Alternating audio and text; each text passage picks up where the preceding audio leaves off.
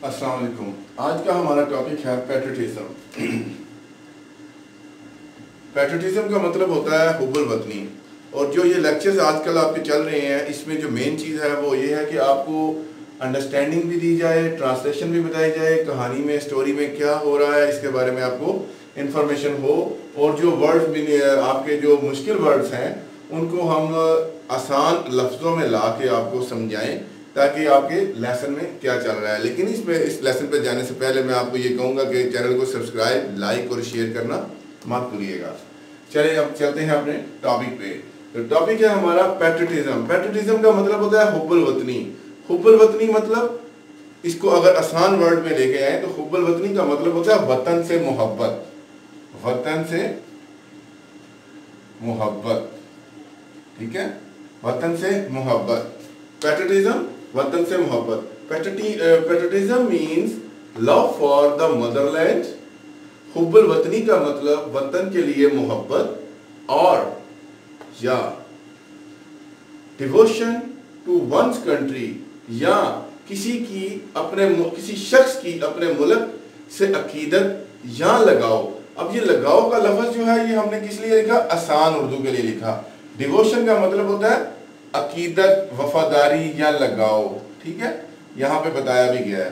सो यहाँ पर आप देख ले से कि and is willing to sacrifice, और डिवोशन टू वंस कंट्री, या किसी शख्स की अपने मुल्क से अकीदत या लगाव है। And is willing to sacrifice, और वो कुर्बानी देने के लिए तैयार रहता है हर वक्त। व्हेन द नीड अराइजेस, जब भी जरूरत पड़ती है वो कुर्बानी देने के लिए तैयार रहता है। विलिंग मीन ईगर, रजामंदी, ठीक है। विलिंग किसको कहते हैं? रजामंदी, यानी किसी चीज के लिए तैयार होना। अपनी बंदा जो है उसकी मर्जी होती है, जो अपनी मर्जी से काम करता है उसे कहते हैं विलिंग, विलिंगनेस कहते हैं, ठीक है। तो and is willing to sacrifice, और वो तैयार रहता है कुर्बानी के लिए। व्हेन द नीड अराइजेस, ठीक है, जब भी मुल्क को जरूरत पड़े। The word patriot comes from Latin word patriota, ठीक है। पैट्रियट का जो लफ्ज है ये किधर से आया है? From Latin word. ये कहां से आया है? लातीनी जुबान से के लफ्ज से आया है, पैट्रियाटा से, विच मीन्स कंट्रीमैन, जिसका मतलब हम वतन हैं, यानी मुल्क के बंदे। कंट्रीमैन यानी कंट्री कहते हैं मुल्क, और मैन कहते हैं बंदे, ठीक है। सो जिसका मतलब होता है हम वतन, जो हम सारे एक मुल्क में रहते हैं, दैट इज कॉल्ड कंट्रीमैन, हम वतन। It is considered a commendable quality, इसको एक काबिल सताइश खूबी समझा जाता है। काबिल सताइश, कमेंडेबल, प्रेस वर्थी, ठीक है। प्रेस वर्थी मतलब काबिल तारीफ या काबिल सताइश खूबी समझा जाता है। किसको काबिल सताइश खूबी समझा जाता है या काबिल तारीफ खूबी किसको समझा जाता है? पैट्रियटिज्म को, ठीक है। हुब्बुल वतनी यानी वतन से मोहब्बत को जो है वो एक काबिल सताइश या काबिल तारीफ खूबी समझा जाता है। सेकंड पैराग्राफ है, patriotism gives people the strength. हुब्बुल वतनी लोगों को ताकत देती है, एंड करेज, और हौसला देती है, to safeguard the interest of the country, कि वो हिफाजत करें मुल्क के मुफादात की हिफाजत करें, एंड नेशन, और कौम की हिफाजत करें, ठीक है। कौम के मफादात की, यानी मुल्क और कौम के मफादात की हिफाजत करने की हिम्मत देती है। क्या चीज हिम्मत देती है? पैट्रियटिज्म, ठीक है, हुब्बुल वतनी। नेक्स्ट वर्ड है फॉर अ पैट्रियट, एक हुब्बुल वतन के लिए यानी वतन से मोहब्बत करने वाले के लिए। द सोवरेनिटी, वर्ड है सोवरेनिटी, इसको आपने गलत रॉन्ग प्रोनाउंस नहीं करना, ठीक है, इसको रॉन्ग प्रोनाउंस नहीं करें। ये सोवरेनिटी वर्ड है, तो सोवरेनिटी का मतलब यहाँ पर दिया गया है बादशाहत या खुद मुख्तारी। इंग्लिश में कहते हैं डोमिनियन, ठीक है। इंग्लिश में इसका जो सिनोनिम है वो है डोमिनियन। डोमिनियन का मतलब होता है जो काबिज होता है, जो गलबे वाला होता है, जिसने गलबा, जिसका तमाम चीज़ों के ऊपर गलबा होता है, दैट इज कॉल्ड डोमिनियन, ठीक है। और इसको खुद मुख्तारी, अब खुद मुख्तारी को भी ज़रा मैं स्टूडेंट्स को समझाना चाहूँगा कि खुद मुख्तारी क्या होती है, खुद मुख्तार इंसान क्या होता है, या खुद मुख्तार स्टेट क्या होती है। जो अपने तमाम तर फैसले अपनी मर्जी से करती है, उसके लिए किसी की मर्जी का इन्वॉल्व या किसी का साथ मिलना शामिल नहीं होता।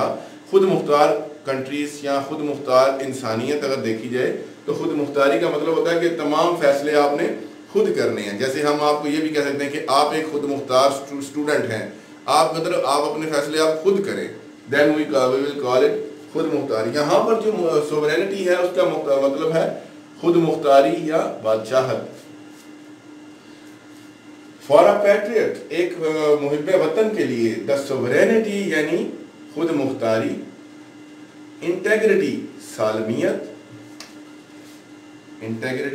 सालमियत, एंड ऑनर इज्जत, मुल्क की इज्जत, ठीक है, ऑनर ऑफ द कंट्री, मुल्क की इज्जत, आर सुप्रीम वैल्यूज, सबसे बढ़कर हैं, सबसे बड़ी इकदार हैं, ठीक है। वैल्यूज का मतलब होता है इकदार, तो सबसे बड़ी इकदार हैं। ऑन विच, जिन पर no compromise can be made, किसी भी किस्म का कोई समझौता नहीं किया जा सकता, ठीक है। मुहिबान पैट्रियट्स रेंडर सैक्रिफाइस। अब यहाँ पर पैट्रियट्स का मतलब तो आपको पता ही है इतना कि वतन से मोहब्बत करने वाले मुहिबान वतन को कहते हैं। रेंडर का मतलब होता है देने वाला, कुर्बानी देने वाला, रेंडर फराहम करने वाला, ठीक है। पैट्रियट्स रेंडर सैक्रिफाइस, जो मुहिब्बे वतन है, मुहिबान वतन है, वो कुर्बानी देते हैं for the preservation and protection of these values. तो जो मुहिबान वतन है इन इकदार को कायम रखने, प्रिजर्वेशन कायम रखने, एंड और इनकी हिफाजत, प्रोटेक्शन, हिफाजत, इनके लिए कुर्बानी देते हैं, ठीक है।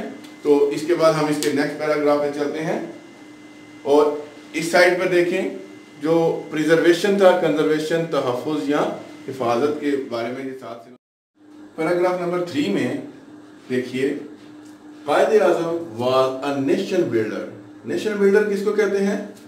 स्टेट प्लानर को, जो स्टेट के बारे में प्लान करता है, जो एक स्टेट को एक राह देता है कि हमारे मेन मकासद क्या है, ठीक है। जिसे हम उर्दू में कहते हैं हमारे कौम, यानी कौम को बनाने वाला। Quaid-e-Azam was a nation builder, यानी कौम को बनाने वाले थे।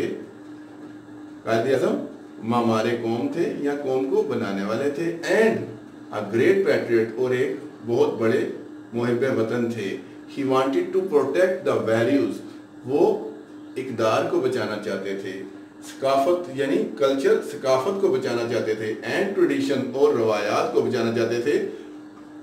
ऑफ द मुस्लिम्स ऑफ सब कॉन्टिनेंट, बरसगीर के मुसलमानों की, वो बरसगीर के मुसलमानों की रवायात, इकदार और सकाफत की हिफाजत करना चाहते थे।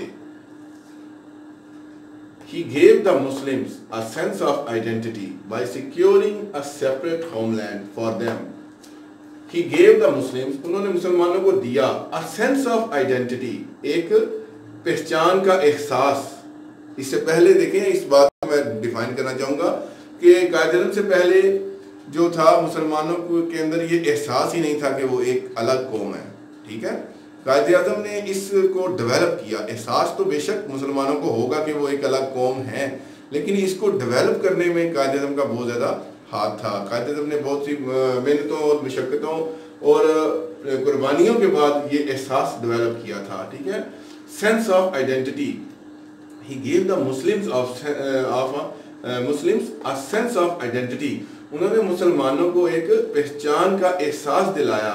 Bye securing a separate homeland, के एक अलग वतन लेकर, ठीक है, के तहफ़्फ़ुज़ से। बाय सिक्योरिंग, यहाँ पे सिक्योरिंग देखें ना, हिफाजत से, एक अलग मुल्क की हिफाजत से उन्होंने मुसलमानों को के जो एहसास था, शनाख्त का एहसास दिलाया। ही सेड, आप रहमतुल्लाह अलैह ने फरमाया, we must develop a sense of patriotism, हमें हुब्बुल वतनी का एहसास को उभारना चाहिए, यानी बेहतर बनाना चाहिए, डेवलप करना चाहिए, उभारना चाहिए या बेहतर बनाना चाहिए। Which galvanises us all into one united and strong nation, जो हम सबको, ठीक है, विच गैल्वेनाइजेस। अब गैल्वेनाइजेस का मतलब होता है इकट्ठा करना, मतलब जो उभारना, यानी उसको लेके आना, उभारना, किसी चीज को बेहतर बनाना। Galvanises we must develop a sense of patriotism, हमें हुब्बुल वतनी का एहसास को उभारना चाहिए, which galvanises us all into one united and strong nation, जो हम सबको एक मुत्तहिदा और ताकतवर कौम, यूनाइटेड एंड स्ट्रॉन्ग नेशन, ठीक है, मुत्तहिदा और ताकतवर कौम बनने के लिए उभारती है, यानी गैल्वेनाइजेस अस, ठीक है, जो हमें उभारती है यानी डेवलप करती है हमारे अंदर इस चीज़ को भी कि हम एक मुत्तहिदा और ताकतवर कौम बने। ये हमारा थर्ड पैराग्राफ था जो कंप्लीट हुआ। इसके साथ आपको सिनोनिम भी देखने को मिल रहे हैं। Remaining part of this video will be in my next video lecture इंशाल्लाह। तब तक के लिए इजाज़त दें। अल्लाह।